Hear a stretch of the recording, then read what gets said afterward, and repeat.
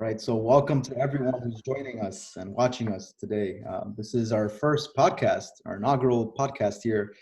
I'm with my friend Reynaldo Torres, and we are going to discuss many things throughout this podcast series. This is called Thoughts on the Edge. That's what we've decided to name our podcast because right now, I believe many of us are on the edge, and the best thoughts come when we're on the edge. So that's the philosophy behind our podcast.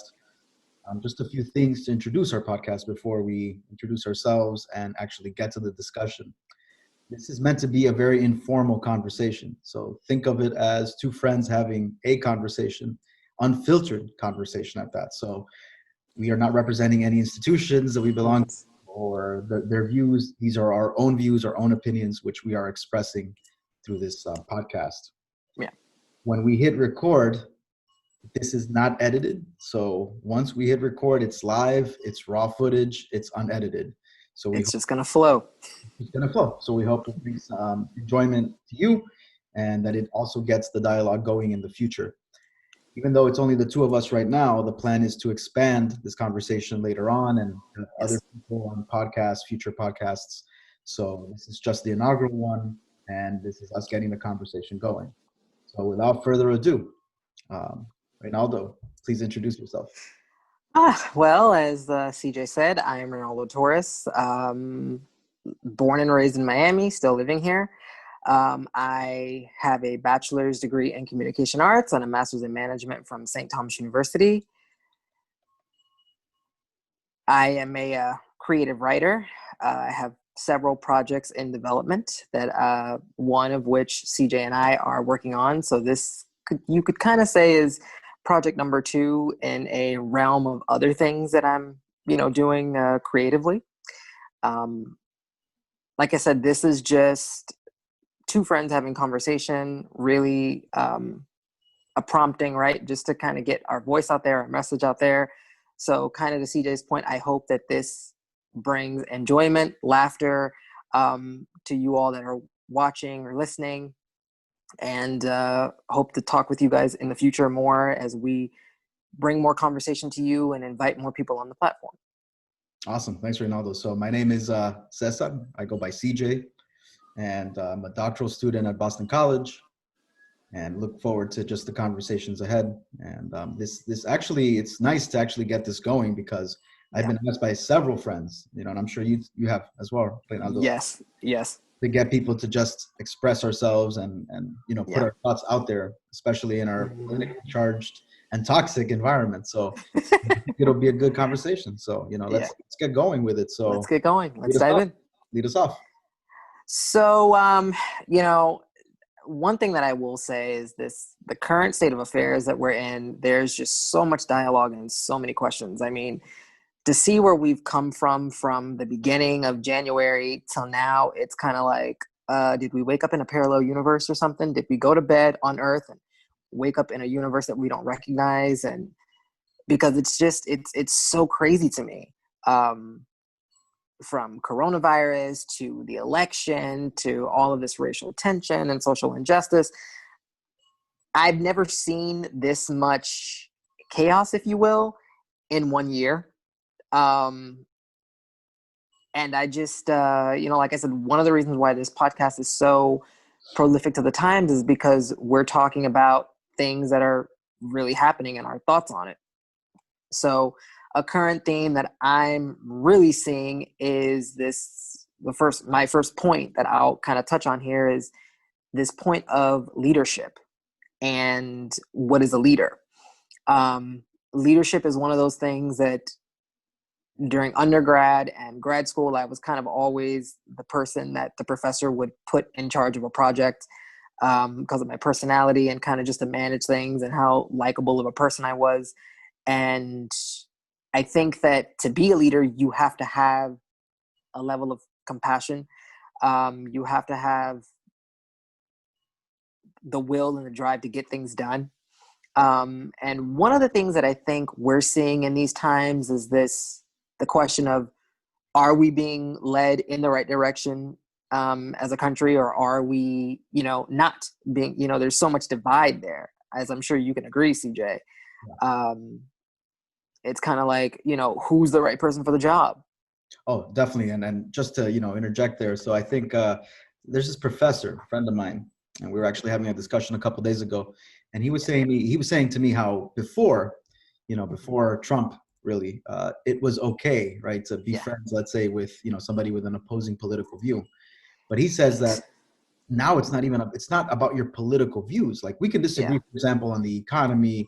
We can Yeah. disagree on, abortion. We can Yeah. disagree on, those things, right? Policy issues. Hmm. What Hmm. he's concerned is that he sees many Trump followers as being xenophobic, racist, just homophobic. The list goes on and on. So it's Hmm. beyond political and beyond policies to Yeah. actually our view of humanity, right? And so Hmm. he says, unfortunately, I've had to cut off some friends, and I think that's the type of political environment we're in now, where it's Yeah. not just about our politics now. Now it's Yeah. about fundamental issues, right, that we thought were resolved or at least beginning to be resolved with the Hmm. civil rights movement moving forward. Yeah. So now we see kind of a return, right, to pre-civil rights dialogue, really about Hmm. who's human, whose lives count, right? That's why we have Yeah. Black Lives Matter. Doesn't matter. Yeah. Um, Yeah. so it's very troubling to me that this is the stage we're in. We've definitely regressed, and I think this has to do with what you were talking about in terms of leadership. I think Yeah. leadership has taken a step back, right? And Yeah, it's crazy. Some of the before we recorded this podcast, the first episode, I was reading a couple friends' posts on Facebook just to that point of how in the hell did we get here? You know, um, and I've seen several friends like a couple of hours ago, for example, a friend of mine who is a writer, he pretty much said, you know what, it's time to do some fall cleaning and, on my Facebook page. If you support white supremacy, for example, well, his actual words were, if you support white supremacy, get lost, get off my Facebook. And someone commented and said, well, you know what? I'm glad to see that you're finally joining, this side of the tracks, and he responded, he's like, well, I'm not red or blue. I'm what's best for America. So I'll reiterate again. If you support white supremacy, you can get lost. I have no desire for you. I am sick of these people. And well, and I think I think yeah, you just said it, right? We're sick of this. yeah, And we've had to put up with this for the last 3 years, so yeah, it's a snowball effect. So at first it started with, all right, he's the president, right? Talking about Trump, 45. mm-hmm, He's the mm-hmm, president, so therefore let's give him the benefit of the doubt first. Let's listen to him right. and see what he's going to say. And then it's funny. It's kind of like they made you feel bad for disagreeing with him, right? His followers.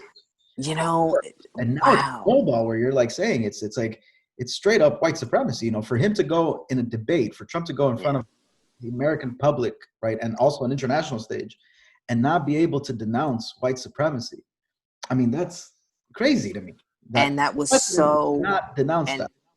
and that was so, I've heard several people say, oh, well, he did denounce it. He denounced white supremacy several times. Really? Are you It's, sure? Because it's yeah. we didn't see that.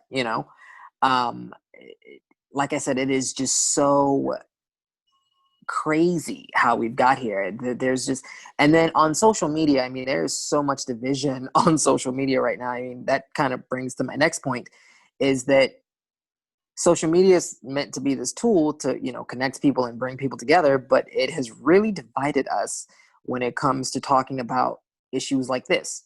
Um, as we said earlier, there have been some people who almost have, wiped out their entire friends list, and friendships that have been, people that have been friends for 20 years are suddenly, oh no, I don't like, him anymore because he's Democrat and they're the second coming of Antichrist, then you're a Republican and you're kind of Satan's, you're Satan's son. You were born on the seventh ring of Dante's Inferno. Hell no, I don't like you. So please get away from me. But it's, but then there are some people who you can actually have an honest to Joseph Jesus conversation with, And okay, those are your views. Those are your views alone. That's not going to affect our friendship. But everybody's not going to have that same energy, if you will. It's just so funny that from March till now, I mean, when the coronavirus first started, for example, you would have thought everybody got PhDs in infectious diseases from, a top university. Then you come in, May, June, July during the summer months when George Floyd was killed.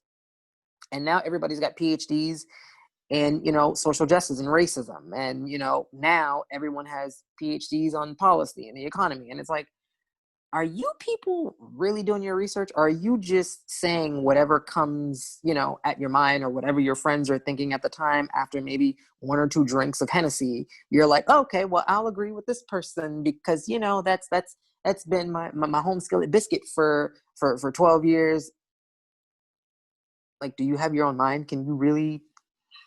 Oh, Ronaldo, yeah, it gets crazy. I mean, it's we're talking Ugh. about on Facebook the other day, as you mentioned, right? These posts that are Mhm. just ridiculous. So first it was a hoax, right? First COVID was a hoax. Yeah. Now, 45 gets it, and suddenly it becomes a virus that China sent specifically to destroy, Uh-huh. right? Never mind the 200,000 plus who have died from COVID, Yeah. right? Many Hmm. black and brown bodies, uninsured or underinsured, right? With also very poor medical care. Never mind all that. But the Yeah. point was to destroy Donald Trump specifically. So Yeah. when I see posts like that on my page, for example, I straight up tell them I'm not here to debate. This is not, I Exactly. didn't post this to debate. Hey, you're free to believe what you want. Right. Don't come in here giving me conspiracy theories that you're Yeah. parroting from, whether it's Fox News or other alt-right posts, right? And it goes also with what you're saying in terms of terms and definitions. Hmm. I've heard in Miami, right? I'm in Rhode Island now, but I keep Hmm. obviously up to date with the news in Miami and South Florida. Hmm. But I hear, for example, that Venezuelans or Cubans or Colombians who are supporting Biden, they're being harassed by Trump followers and they're being called Wow, I did communists, not hear that. Wow. socialists. Yeah, I was I in did not hear yeah, that. I did yeah. not hear that. Wow. And I also see it It's online. yeah. I also see the name calling online. You're like, socialist, communist. So my Yeah. response is very simple. Hey, call me a communist and a socialist all day long. I'd rather Hmm. be known by that title than known as a fascist, right? Yeah. Which is what unfortunately I see many Trump supporters supporting without even knowing, right? They're supporting fascism. It's knocking on our And door. that is something, totally unrelated but related topic. I just, it's fascinating to me that, how people can come up with these thoughts and these opinions, and it's like, all right, well, you really, you haven't really done your research. Again, another disclaimer to you guys listening out there: I'm not a political expert. You will not see me on Fox News. You will not see me on CNN. You will not see me on any type of, I'm not a political expert. But I do have thoughts. I do have, feelings on certain things, and, I, will express them as such. Perfect example: when George Floyd passed away, when that happened, there was a period where a lot of people were saying, well, you don't understand racism if you don't support rioting, or you don't understand, this, Black Lives Matter if, you don't, can't you see what they're doing? We're done, playing this nicely. Okay, understand this. No one has a problem with you expressing your feelings, but no one has a problem with you being angry. We're not saying don't be angry, but know where your anger is directed towards. You know, as I said in the Facebook post, I know where my anger is directed towards. It was directed at leadership. It was directed at law enforcement that allowed, that police officer to continue to practice law enforcement, even, with all of the, counts he had against him. And this goes back to the subject of leadership. Got to do better at selecting leaders. Say what you want, but listen, and it's just, I can't, and I hope I'm not rambling here, but it's just, Well, that's part of the conversation. I mean, it's just so crazy to me, you know, the conversations and the things I've heard, the posts I've read, and like you say, to your point, I'm not here to debate. I've gotten really good actually on Facebook with reading the post, maybe the first couple lines, and if I don't agree with it, okay, I just keep scrolling. The person will come back to me and ask, well, what did you think about that? Oh, well, and I have the kind of like the lying liability going where I just go, oh, well, I didn't see that. Well, do you want me to send it to you? No, please don't. Yeah. Because I do not want my inbox flooded with, oh, well, you said, Yeah. Leave me out of it. Well, and as you said, I think part of leadership too is respecting facts, so Yeah. especially our medical experts. I mean, Oh my God. COVID, right? I mean, he was You just in the just, hospital, yeah. right? And, I'm sure you also encountered this in your posts, people hoping that he would, get Yeah. sick and possibly even die, I right? I actually have a friend of mine who is a medical expert. He's an ER doctor in California. And yesterday he went live on one of the TV stations in LA talking about the whole, Trump, his thoughts on the whole Trump getting COVID, what he thought. And a lot of his friends had messaged him and, wished that Trump would die, of the coronavirus. And one of the things that he said, I don't know how he kept his calm, but he did it. Dr. Larry Burchett, if you're listening, I commend you, because several people wouldn't have been able to keep the calm like you did.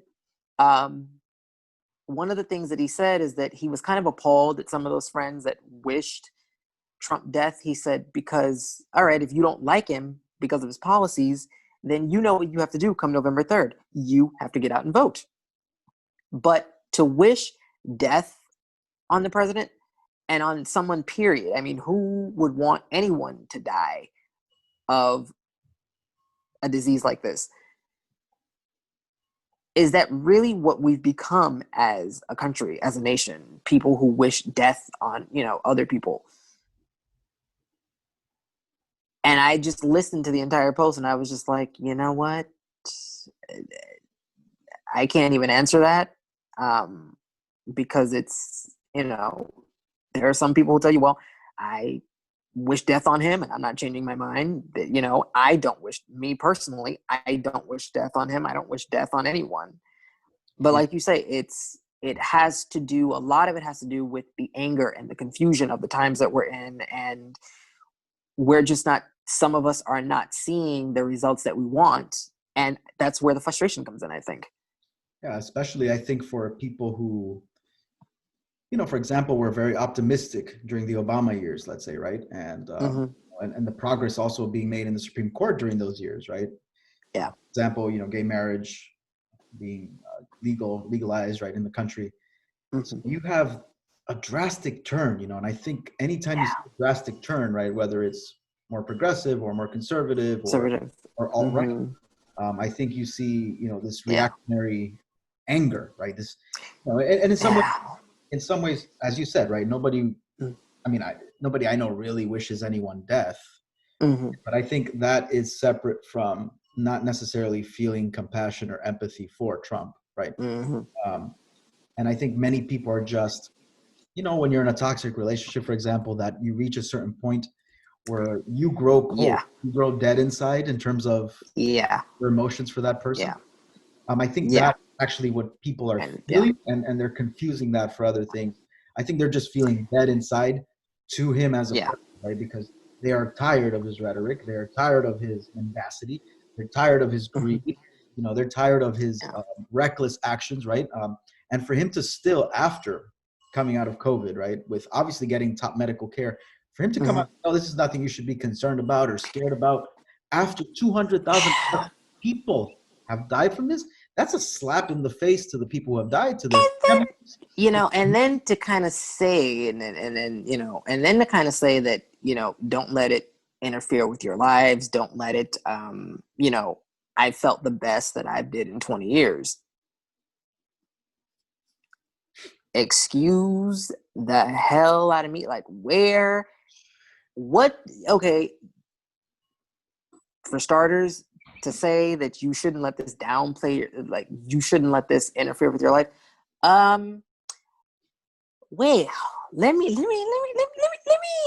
go back a little bit, because at the beginning, COVID, a lot of people said that, oh, well, COVID is just the flu on steroids. from from a family member that I know that personally had it, it is not the flu. The flu compared to this is almost like the common cold. You can combat the flu. Yeah. COVID is something that I think the stars didn't align that night for several of the Greek gods, and they just decided, well, let's just push the panic button and let's just release this out here, shall we? This is something that I don't know how or who created this, but this is another monster. This is it's so when you say don't let it downplay your life, people are on ventilators, respirators, And we're not even out of the first wave yet, brain dead, and of course, if I will say. yeah, and we're not even out of the first wave yet, and you have medical Yeah. experts suggesting, right, that there will be a second wave once the first wave leaves. Yeah. And then the status of the vaccine is very uncertain. Exactly. I think So into 2021 with a deep uncertainty, right? And honestly, I don't think the election, even if Biden wins, let's say, I don't think things are, gonna just magically. Yeah, I think, like I heard someone say on Facebook the other day, listen, we've got 3 months left of 2020. 2021 is approaching soon. Before I agree to 2021, I got to see the terms and conditions, because there's still so much uncertainty, and it's scary. I mean, when I think of, my 30th birthday coming up, and what I plan to do, what I thought I was going to be able to do is going to look very different from what I'm actually going to be able to do. Because I have elderly parents to think about. And the thought of going out just to say, yeah, I'm turning 30 and I'm going to have, the time of my life, but to bring something back home to them, I'll never be able to, to forgive myself if something happened. I mean, there's just so much uncertainty and so much stuff that we still don't know about this virus. And you kind of just hope, okay, people be smart about this. It's not over yet. So let's talk about that. Let's talk about the stupidity, right, of the public. So let's shift away from, we already know the problems that 45 embodies and his toxicity, right? But he was put there by people, right? It's not he miraculously appeared there. So let's talk about people for a second here. Let's talk about the general. Oh boy. General public. In Miami, for example, things are reopened, even though Florida remains in the top 5 in the United States for COVID infections. Yeah. Right? So, thoughts on that? I mean, when Governor DeSantis first said, that things are reopening, I just thought, I was on the phone with my best friend and we literally just said to each other, we kind of said it at the same time, okay, I hope you know what you're doing, because it's not over, and the fact that a lot of people just decided that COVID was over for themselves, like you said, to the point of, okay, well, this is just, stupidity. It's just heightened my anxiety because, I still walk around, with my mask. I carry a mask in my pocket now in case I get out the car and, I forget the mask that's, around my gear shift. But I still wear, I keep one in my pocket, and it's just, I see people walking around the stores, for example, with their mask underneath their chin. And I'm saying to myself, in person, I'm literally going, oh my God. People are just not taking it. There are some people that are just not taking it seriously enough for me. Yeah. And like I said, I'm not here to debate how you may feel about wearing masks or how you may feel if you believe it's a hoax, if you believe it's real. I'm not here to debate you on your feelings. Well, but no, but the point is that the callousness, right? It's the lack of. And when I say, I'm not debating you, I'm not literally debating you, but I'm just saying, from a standpoint of people that I've heard and people that I've talked to, they all think that wearing the mask is ridiculous. They all think that, the coronavirus, some people you hear, oh, well, it's a hoax. It was put here, it was made in the lab and it was put, on Earth to, biological warfare and wipe out the population. And I always say to those people, listen, I'm not here to debate you on whether you believe it's real. I'm not here to debate you on whether you believe the masks are necessary. How you feel is how you feel. But I'm still going to look out for myself and the best interest of those that I care about. Well, you see, and that's what COVID has exposed, right? If anything, this Yeah. whole myth of, we're a Christian nation who cares about everyone and, and love thy neighbor and all this. No, what you've seen is the Yeah. public exposed, right, for what it is. It's self-interested, right? And Yeah. there is a disregard for a neighbor. When you're not wearing your mask, right? You're exposing people to this. You're potentially exposing people, right? And also exposing yourself, obviously, but you're exposing others. Let's say you're carrying it, you're exposing people. So I think, and then that could lead, of course, as we've seen with over 200 deaths, right, to death. Yeah. And we still don't know, from what I've heard from the research, because I actually read, the medical journals and I keep up to date with the news and what medical experts are saying. They don't really know yet what the long-term consequences of contracting coronavirus. They don't know. One of the things that I read is that you can actually, if you overcome it and you survive it, you can have long-term effects on your immune system after it, 5 years down the road, 6 years down the road, 3 years down the road.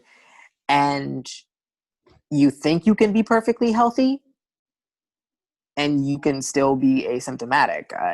As a matter of fact, on the news, the other day, there was a kind of a message that came across the screen that masks are no longer required if you're standing 10 feet apart, but they're still required on the sidelines at, for athletes at sporting events and things like that. And I'm just like,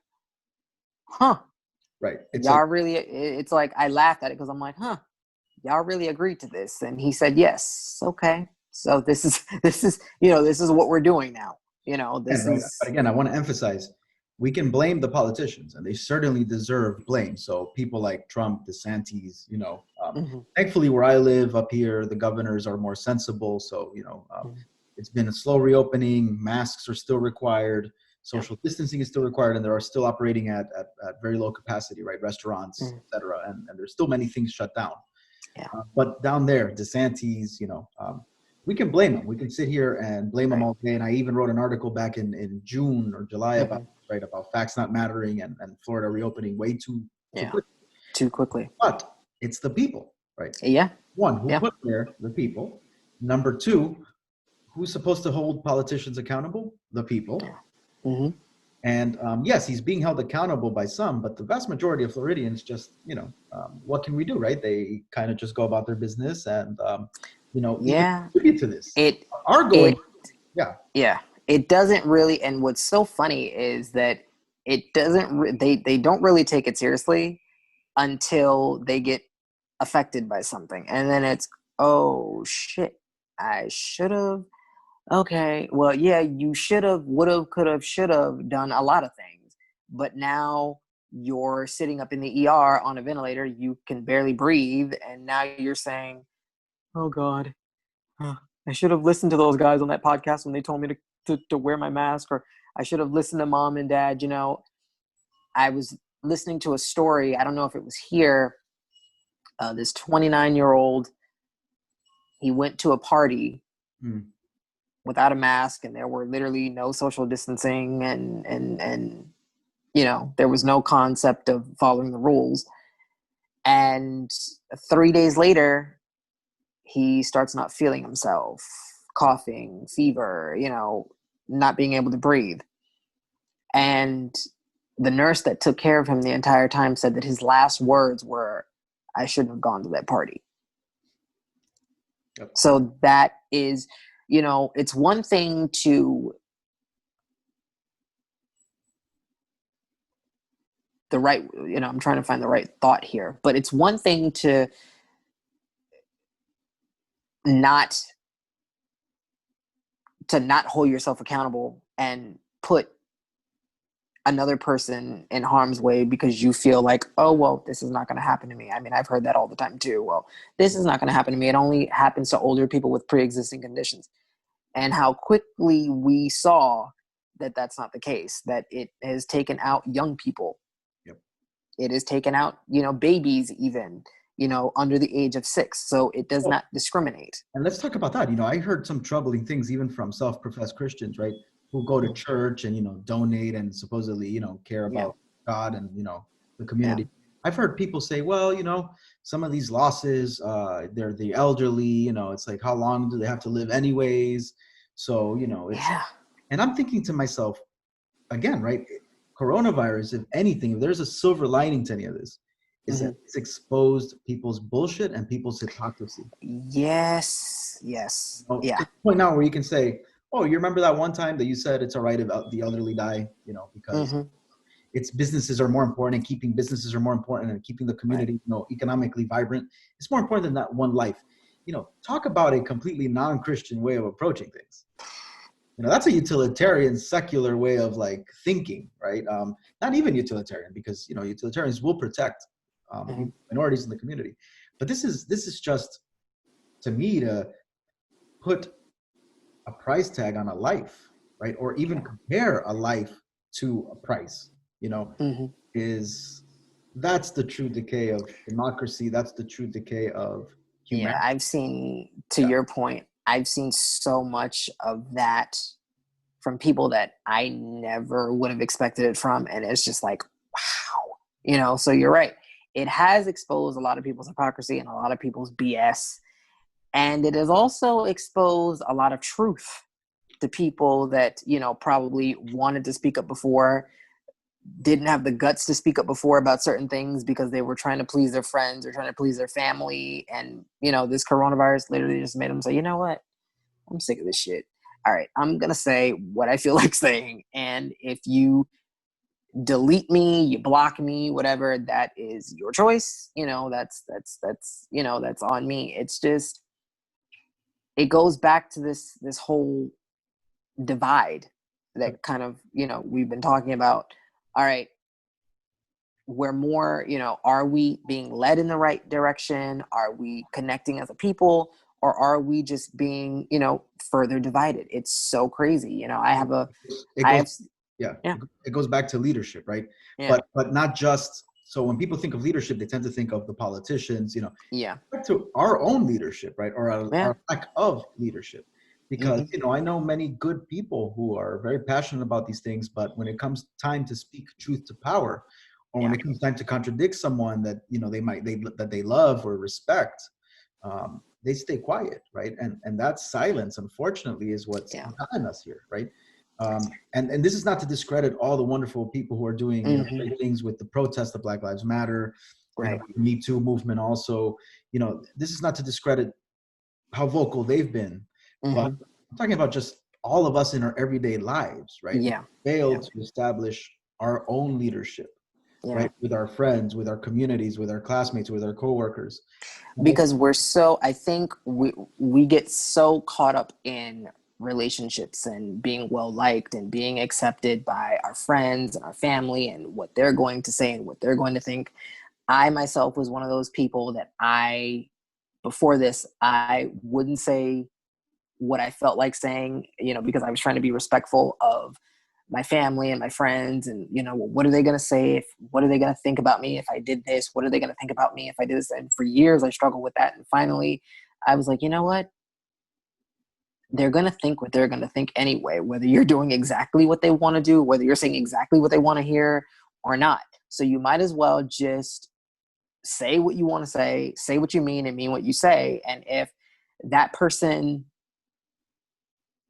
is really your friend, they will accept what you're saying without judgment. Exactly. So I have a friend who's Republican, right? And I actually consider him a very good friend. And we still like each other, right? Despite our divergent political views, because we are actually, we feel free to discuss our views with each other and disagree, right? However, when it comes again to those fundamental issues, I don't think we disagree. So, he's not a white supremacist. He's not racist, I have a similar situation. I guess what I'm trying to say is that it's important to distinguish between policies, policies and actual ideological views on the human, right? And who's worth more than others. That's where it gets problematic. And unfortunately, with the Yeah. Trump camp, I see the two conflating. I see, policy conflating with xenophobia. I see policy conflating with racism. I see Mhm. policy conflating with homophobia. And Yeah. the list goes on, attack on poor people's, attack on people's healthcare. I mean, the list Social goes on. Security. Right, Social Security. So again, it's yes, it's important to hold 45 accountable and vote them out on November 3rd, Yeah. but it's also within our own lives, right? Important to say, you know what? There might come a time where this relationship needs to be fractured, Hmm. and I can no longer be your friend. I'm sorry, Yeah. until we can agree on basic principles of dignity and human rights. Because I have a friend of mine who is an actor in California, and he, to that extent, is a person who I love and respect dearly. And him and another mutual friend, we can have conversations about this for hours. And if we disagree on something, one of us will say, we'll take the conversation in a different route. And by the end of the conversation, we're both saying, oh shit, I didn't think of it like that. Or you've given me a lot to think about. But we've never actually, gotten to the point where we're cursing each other out and saying, well, I don't want to be your friend anymore. I thought you were different, and he's actually, this friend that I'm talking about has actually deleted and been blocked from a lot of people because they're like, I can't believe he just said that. Well, he has his views too. He can say what, Right. he can express how he feels as can anybody. You can express how you feel. But as to your point, there's a point where you have to separate policy from Yeah. your actual thoughts and feelings. And sometimes you have to separate friends. So I would That's say, another I would, that's another thing that I learned is yeah. that sometimes you have to put that roadblock up Yep. and And put an end to certain and relationships. it comes back to self-care. It comes back to Yeah. self-care. Audre Lorde, right, the famous writer, cultural thinker, she would say that self-care does not mean self-indulgence. It means Mm-hmm. self-preservation, right? Yeah. And it can be an act of political warfare to self-preserve, right? Especially Mm-hmm. during toxic times, because you need to take care of yourself, right, in order Yeah. to continue the fight. So we've run out of time because one of our Oh, promises is, to keep this podcast under 40 minutes. Um, mm-hmm. so, I think there's been a lot of food for thought here, Thought and here. I would just invite our listeners, to send us a message. We'll be on the YouTube page. We'll put our contact information on there. Yes. And then also, if somebody wants to jump on and have a conversation with us, Station. more than Yes. welcome to. So let us Please. know.